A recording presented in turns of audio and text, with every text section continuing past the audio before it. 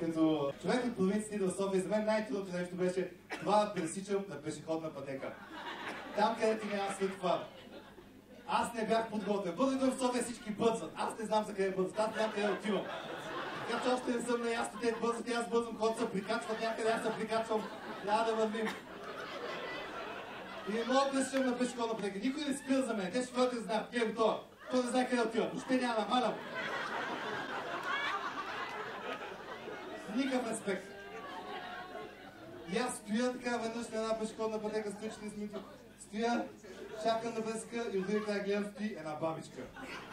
Стои една бабичка, сериозно прегърбена бабичка. Това е бабичката, вие сте я виждали. Тя винаги, тя е седнала, клекнала, това е бабичката. Тя е нон-стоп така, тя е на 100-150, никой не помни на колко е.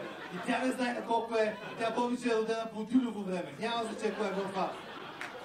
И бабичката винаги има много турби. Винаги турбите с нея, не мога да поискаш да й помогнеш, защото баланс е в тези турби. Някакво баба не спали. Тя е свикнала винаги да носи турбите. И бабичката е толкова стара, че всяка крачка може да е последната й крачка. Тоест преди всяка крачка тя мисля, ако това ми е последната крачка, няма смисъл да я правя. Крачката е твърде много стена. Баба ляга и умира където е. За какво да я правя? За какво да я правя? И аз стоя и гледам бабичката огромна улица и си викам, о, тази бабичка ще умре. Няма начин тази бабичка пресече улицата, аз не мога да пресека улицата. Обаче когато аз не бях подготвен. Това беше софийска бабичка. Тя бабичка беше пресечела много повече от мене. Тя беше пресечела толкова повече от мене, че тя ме гледа къде него, той ще умре.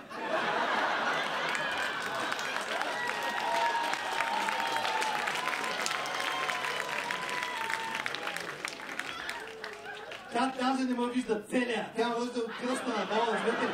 И е сигурна, тя знае. Ей, коленете му сочат кънчели. Няма начин.